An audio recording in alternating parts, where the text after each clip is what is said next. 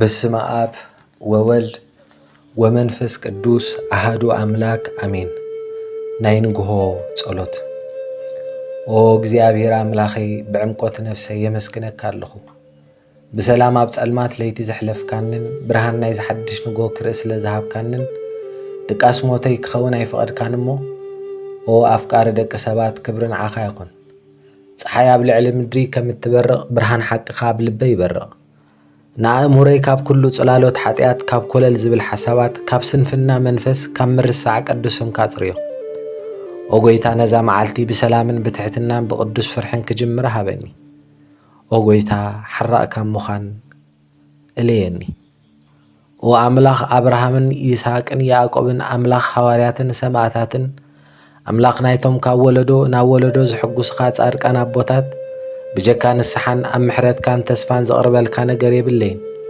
ድኻን ዕርቃንካን ኣብ ቅድሚኻ ደው ኢለ ኣለኹ። ኦ ኣምላኽ ከም ተዓቢ ምሕረትካ መሓረኒ።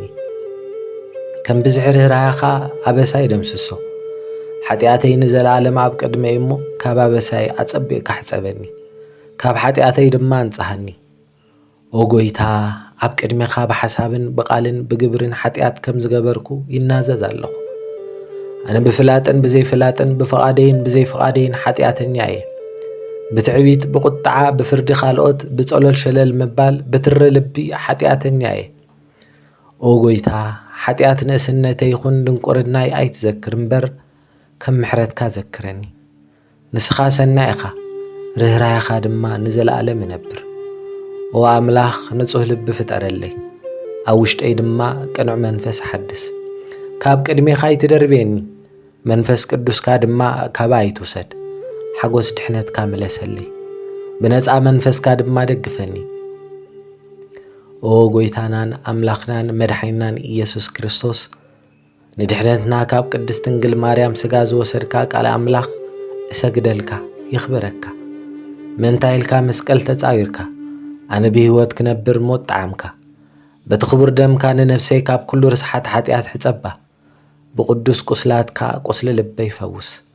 በትንሣኤኻ ካብ ሞት ሓጢኣት ናብ ህይወት ጽድቃ ትንሳእኒ። ኦ ጎይታ ሎሚ ከም ትእዛዛትካ ክመላለስ ሃበኒ። መልሓሰይ ካብ ሓሶትን ተሪር ቃላትን ሓልዎን፣ ኣዒንተይ ካብ ርስሓት ሓልወን፣ እዝነይ ካብ ሕሜታን ከንቱ ዘረባን ሓልዎም፣ ንልበይ ካብ ክፉእ ትምኒት ሓልዎ። ሓሳባተይ ብዝኽርኻ ይምላእ፣ ቃላተይ ባህ ይበልካ፣ ተግባራተይ ድማ ነጸብራቕ ፍቕርኻ ይኹን። ኦ መንፈስ ቅዱስ መጸናንዒ መንፈስ ሓቂ ንዓይ ኣባይ ሕድር። ጸልማተይ ኣብርሃዮ፣ ድኽመተይ ኣደልድሎ፣ ኣብ መንገዲ ሰላም ድማ ምርሐኒ። ከምቲ ዝግባኣኒ ክጽሊ መሃረኒ፣ ከምቲ ንስኻ ይቕረ እትብለሉ ይቕረ ክብል መሃረኒ። ነቶም ዝበደሉን እውን ከይተረፈ ክፍቅር መሃረኒ። ምረት ቅንኢ ኩሉ ሕቡእ መርዚ ነፍሲ ካባ ያወግድ። ንንስሓ ዝበቅዕ ፍረ ፍቕሪ፣ ሓጎስ፣ ሰላም፣ ትዕግስቲ፣ ሕያውነት፣ ሰናይነት፣ ተኣማንነት፣ ለውሃት ርእሰ ምግታእ ክፈሪ ኣቕሓ ጸጋኻ ግበረኒ። ብዘይበኣኻ ሓመድን ጽላሎትን እየ እሞ ንርእሲ ኣይትግደፈኒ። እዛ መዓልቲ እዚኣ ብምልእታ ብሓጎስ ይኹን ኣብ ፈተና ብዓወት ይኹን ኣብ ፈተና ኢደይ ሒዝካ ምርሐኒ።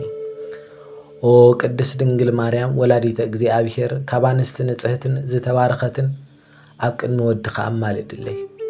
ኦ ብርሃን ዓለም ተሰኪምኪ ዝነበርኪ ነፍሰይ ብጸጋኡ ክትበርህ ጸልይለይ።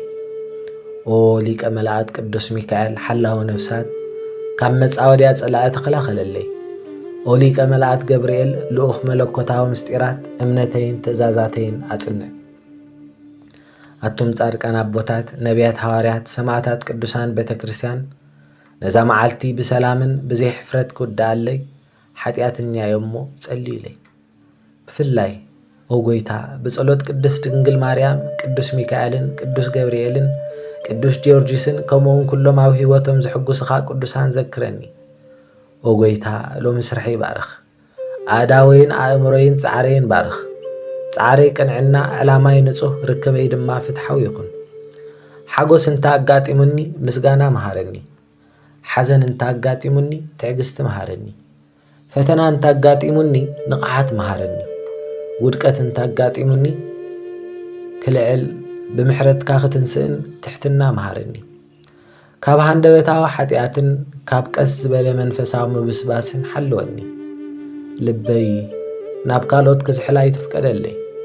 እዛ ህይወት እዚኣ ተሓልፍ ከም ዘላን ዘላለም ከም ዝጽበያ ኩሉ ግዜ ኣዘኻኽረኒ። ኦ ጎይታ ነዛ መዓልቲ እዚኣ ናይ መወዳእታ መሲሉ ክነብር ሃበኒ። ናብዛ መዓልቲ እዚኣ ክወፅእ ከለኹ ንርእሰይ ንስድራይን እትፈትዎም ንኩሎም እቶም ዝረኽቦም ሰባት ኣብ ትሕቲ ቅዱስ ሓለዋኻ ኣቕምጦም። ብጽላሎት ኣኽናፍካ ሸፍነና፣ ብመላእኽትኻ ድማ ኣኽበበና። ኣብ ልበይን ኣብ ቤተይን ኣብ ዓለምን ሰላምካ ይንገስ። ንሕሙማት ፈውስ፣ ንሓዘንተኛታት ኣጸናንዕ፣ ንዝደኸሙ ኣበርትዕ፣ ንድኻታትን ንዝተሰረስዑን እዘክር። ኦ ጎይታ ብዓይኒ ምሕረትካ ጠመተና። ኣብዚ ዓለም ካብ ዝግበእ ውግእን ወረውግእን እልየልና። ኦ ጎይታ ሰላምካ ውርደልና። ውልድ ምስ ወላዲኡ ወላዲ ድማ ምስ ውላዱ ዝተሓቃቀፈሉ ዘመን ግበረልና። ኣብዚ ዘመንና እዚ ምሕረት ረኺቦም ሰላም ወሪድዎም ማይ ዘኒብዎም ዝብል ሰናይ ዜና ኻዳ እምበር ተቃቲሎም ተጣፊኦም ተዓናንዮም ውልድ ንወላዲ ወላዲ ንውሉድ ተጣፊኦም ዝብል ዜናታት ካብ ንሰምዐሉ ጎይታ እዝንና ብቅድስናኻ ክመልእ ግበረና። በዚ ተጸሊናያ ዘለና ናይ ማሕበራዊ ሚድያታት ናብ ዘይጠቅም ኣንፈትና ዝመርሕና ዘሎ ህይወት እለየና። ጎይታዬ እጋርና ናባኻ ኣእምሮና ምሳኻ ኣካላትና ድማ ብኢድካ ክነብር ፍቐደልና። ናብ ቤትካ ክንመላለስ ከለና ምሕረትካ ደሊና ፍቕርኻ ብሂግና ቅድሰናኻ ድማ ሃረር ኢልና ክንመፀካ ጎይታዬ ፍቐደልና። ኦ ቅድስትን ንጽህትን ክብርትን ልዕልትን ዝኾንኪ ወላዲት ኣምላክ ማር ማርያም ጥዕምቲ ስም ዝኾንኪ ኣዴና ቅድስት ድንግል ማርያም ናይ ወድኺ ምሕረት ለመንልና። ከምቲ ብስምኪ ዝለመነኒ ዘበለ ኩሉ ክፍጽመሉ እየ ዝበሎ ናብ ፍቁር ወድኺ ለሚንክ ዕረቕና። ካብ ዘሎ ናይ ጥፋኣት ዘመን፣ ናይ ሕማም ዘመን፣ ናይ ፌራ ዘመን፣ ናይ ውግእ ዘመን፣ ናይ ምቅትታል ዘመን፣ ናይ ነፍሲ ምጥፋእ ዘመን፣ ናይ ጭንቀቕ ዘመን ዘሎ ካብ ኩሉ ተኣሊና ናይ ምሕረት ዘመን፣ ናይ ሰላም ዘመን፣ ናይ ፍቕሪ ዘመን፣ ናይ ትሕትና ዘመን፣ ናይ ቅድስና ዘመን ክገብረልና ንፍቁር ወዲ ክሕተትልና።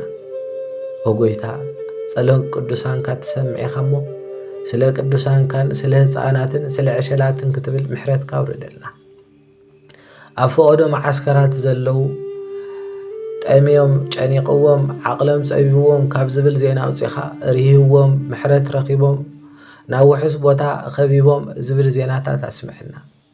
እቲ ንሓዊ ዝቐትል ዘበለ እቲ ንሓዊ ዘጥፍእ ዘበለ ኣብ ሕልንኡ ዝመላለሶ ክፉእ ሓሳባት ኣሊኻ ናብ ሓዊ ናብ ቅድስና መሪሕዎ ንሓዊ ናብ ቅንዕና መሪሕዎ ዝብል ዜናታት ኣስምዐና። ዜናታትና ንሲኦል ዝወሰድ እምበር ናብ ቅድስና ዝመርሕ ክሳብ ዘይኮነ ኦ ጎይታ ንቅድስና ዝመርሕ ህይወት ጥራይ ሃበና። ዝተባረኸ ለይቲ ከም ዘሕደርካና ዝተባረኸ መዓልቲ ሃበና። ክብርን ምስጋናን ኣምልኾን ውዳሴን ንዘለዓለምን ክሳዕ ዘመናትን ምሳኻ ይኹን ኣሜን። ኣብ ሰማያት ትነብር ኣቦና ስምካ ይቀደስ፣ መንግሥትኻ ትምጻእ፣ ፍቓድካ ከምታ ኣብ ሰማይ ከምኡውን ኣብ ምድሪ ይኹን። ንዕለት እንጀራና ሎሚ ሃበና፣ ንሕናን ዝበደሉና በደሎም ከብዝሓደግናሎም በደልና ሓደገልና፣ ካብ ክፉእ ኣድሕነና እምበር ኣብ ፈተና ይተእትወና። መንግስትን ሓይልን ክብርን ንዘለዓለም ናትካ እሞ ኣሜን። ኦ እግዝእትየ ማርያም ብናይ ቅዱስ ገብርኤል መልኣክ ሰላምታ ሰላም እብለክ ኣለኹ። ብሕልናኺ ድንግል ኢኺ፣ ብስጋኺ እውን ድንግል ኢኺ።